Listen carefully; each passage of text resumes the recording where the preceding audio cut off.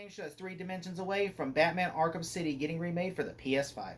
I'm your host 3D Jake, and today we're looking at Batman Arkham City, released in 2011. Batman Arkham City was developed by Rocksteady, once again, who developed Arkham Asylum, and the game is a sequel in a sense to Arkham Asylum. Arkham Asylum was a game that was developed by Rocksteady back in 2009, and that was based off the horror comic Batman Arkham Asylum by Grant Morrison.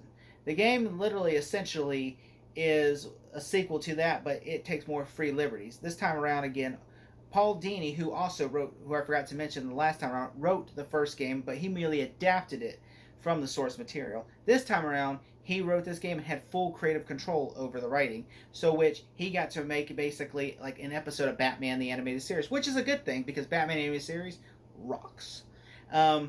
It's rock steady, pun intended. So yeah, this game, once again, Kevin Conroy, who plays Batman in Batman Animated Series and played Batman in Arkham Asylum, reprises his role as Batman for this game. Mark Hamill, who played the Joker, also reprises his role once again.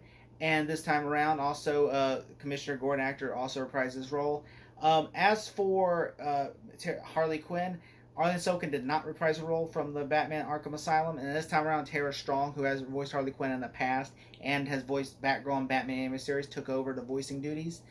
The game is essentially a continuation of Batman Arkham Asylum, but rather than being set in Arkham Asylum, it's set in a place that's like a city, like old Gotham that has been basically become the slums, that's basically being discontinued Gotham. This time around has been turned into a prison, and they're putting basically prisoners that are basically political prisoners, basically anyone that has disagreement or disviews. And so Bruce Wayne, who's against, who wants to close Arkham Asylum after the events of Arkham Asylum, gets thrown in there with reporters and different things, and it turns out Hugo Strange is behind all of this, and he's basically setting all these people, and there's lots of criminals, not just people that are innocent. There's a lot of guilty criminals that were put in there beforehand, so that way it's a good chance that the criminals actually kill the political prisoners. So because if it's just a bunch of innocent people, then they're not going to be killed. But Hugo Strange wants to guarantee that they die, so he puts all these criminals in there with him, so that way he could guarantee that they die quicker. And if that doesn't work, well, there's a thing called Protocol, I believe, 13 or Protocol 10, and that, that where Hugo Strange basically is going to destroy Arkham City when the timer hits 0.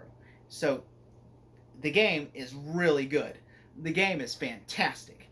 The game does adapt better gameplay when it comes to story. The story is very good, and the gameplay is adapted way better than it was before, because the gameplay in the first game, there was the detective mode was good, but it could have been great. And this time around, they improved the detective mode much better, and you could see things better, and you could, oh, this is this, oh, okay. And there's even adapted new abilities, I like the smoke bomb, where he drops a smoke bomb, picks an enemy up, and hangs him there, and just leaves him hanging. And I also liked how they even have the sonar disruptors where you have to take out the main guy who has it, and then you can just start playing around with their fears and emotions. I mean, it's so great. And there's also there's a lot more gadgets. There was I think there was glue where you could freeze things and then bust it open. This time around it has like a freeze thing where you can just freeze something. You have to collect Riddler trophies in this game once again. This time around the Riddler is in the game, and he basically is has these political prisoners hostage, and you have to basically collect all the Riddler trophies, and then once you get those, then you can find his location. And each time there's a little segment where you rescue a cop or an EMT or something. And also there's cops and EMTs that have been thrown in the switch by Hugo Strange too. And and it turns out there's a bigger scheme that Hugo Strange is actually working for Ra's al Ghul, and Ra's al Ghul is this big baddie, one of Batman's greatest villains, and he basically is behind this whole thing. And this is almost like a trial for Batman to become the city's, almost like Batman, Liam Neeson and Batman Begins. This city has to die for it to be reborn in a way. And I think that's so unique about it. And there's also, this is the main story. And there's also, side missions in the game. There's, one where Victor Zsasz, where you have to go. The side missions are mostly, you have to go rescue Mr. Freeze's wife. Which I like how the side missions are in part of the main story that then they become quests of their own. For instance, okay, you rescued Mr. Freeze, and now he has to go rescue his wife, and then you have oh, there's a situation where you have to go and rescue. There's these Miss Victor's ass has a phone ring, and you have to go rescue the phone ring because he's going to kill a victim if the phone is not answered in a certain amount of time, and which is freaking great. And then there's also a side quest with Hush, which is a secret side quest I knew nothing about for like 4 years. And then there's also there's also Mad Hatter, side quest, and Penguin side quest that's kind of part of the main story that's mostly a side quest. And there's also a Joker side quest, but that's part of the main quest as well. And there's all these great side quests. There's even like Solomon Grundy and all. And I believe even Clayface is a battle in this game. And it's so great because then you have this. It builds this fear up in the story, and you have that where Batman is like having to face his demons almost. Like there's lots of great Easter eggs all around the city where it's like, oh, this is a nod to this is a nod to Death in the Family. And so basically there's even like a rose right there where the theater where Batman's parents died, where it's like a rose is from Hugo Strange, so it'll end where it began. And then Batman just sits there and takes a knee, and he's like remembers, and you hear music, beautiful music play over it, and I think that's beautiful and well done. And there's also there's like lots of Easter eggs that you have to go and just search out these Easter eggs, and it's really great too. And there's also a DLC mission with Catwoman where basically you're going around because at the beginning of the game like Two-Face is after you, and so you also encounter as Batman Two-Face in the game, but it's pretty much like a one-side mission type thing.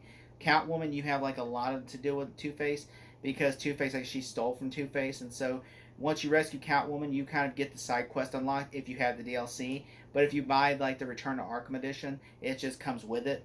And so basically, you go around basically having to stop Two-Face's thugs and everything, and you basically have two options. You can say Batman who gets captured at the end, or you can leave, say fuck him. But mostly it gives you the option of you could be the hero. Come on, girl. Also there is a Poison Ivy side quest in the game.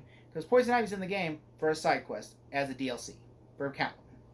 And I thought that was pretty cool. Because I like Poison Ivy. I thought Poison Ivy was great in Batman Arkham Asylum. And she's kind of the main reason why Arkham Asylum goes to hell in some ways in the game.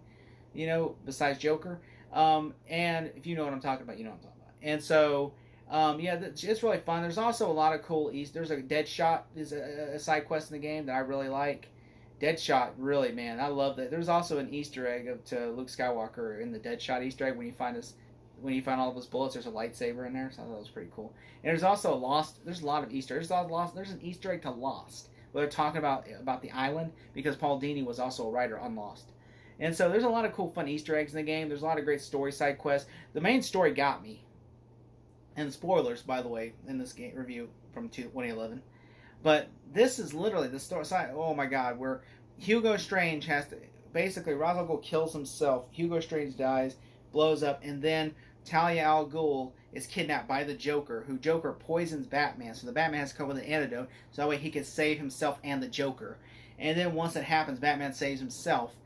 Basically, Batman is literally has to make a choice where because Joker Talia kills the Joker. But then it turns out it was Clayface. And Clayface, you have a big boss battle with Clayface. And then Joker is sick as a dog. And he basically is and because the Joker just kills Talia. I think it's Clayface that kills Talia or it's Joker. It's one of the two. But then the Joker, you have to, moral dilemma to save the Joker. Which it doesn't give you that dilemma. The story gives it. It just plays out that way. And so basically Batman was going to save the Joker, but the Joker attacks him, and then the antidote breaks, and then the Joker is trying to lick it off the ground, and he's like, what the sad thing is, Batman says, I would have saved you.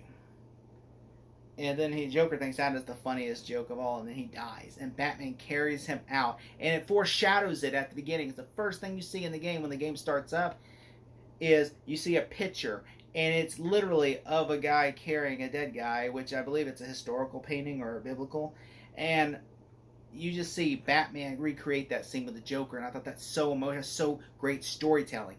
And I just think, the open world also is fantastic. I know I've been talking mostly about the story, but the open world is also great. You can traverse. It's basically like an open world Batman love letter to old Gotham, where you have the Bat Signal, you have the GCPD, which is now turned to Mr. Freeze's lair, you have the old steel mill, you have a courthouse, you have a church where you have to rescue, and the hostages gather there. And you have all these thugs that go around and talking behind your back. You drop down, you beat them up, and Then there's all kind of badasses, and there's also great skins you can wear too in the game. So most of them are like DLCs, but there's some but if you got Return to Arkham, they give you all the DLCs for free. But yeah, you go glide around, and you can upgrade your gliding so you can get better. You can also pop these Joker balloons and Harley Quinn bobbleheads. And Harley Quinn, there's even like a boss battle with Harley Quinn. There's also a DLC called Harley Quinn's Revenge, where Harley Quinn is or mad at you for killing the Joker, and she seeks vengeance against you. That's pretty cool too. But I will say that in the traversal, there's also like an underground layer that has like Wonder City, where it's kind of creepy. When I'm in Wonder City, it's like really creepy and gross and disgusting, and I'm scared because anytime now a ninja will just try to attack you and kill you, and you have to fuck them up. While there's also kind of like robots that might attack you as well, and it's really creepy, and there's foggy, and I love that about it. Wonder City, and there's also lots of Easter eggs underneath in the ground. There's even a Killer Croc Easter egg. There's a lot of crazy Easter eggs. There's also great character trophies that look like 3D models like from the first game that are much more detailed, and I love it. And the game is really fun. If I had to give this game a grade, I would give it a 10.10 out of 10. Aren't you scary? You're about to find out. The story here revolves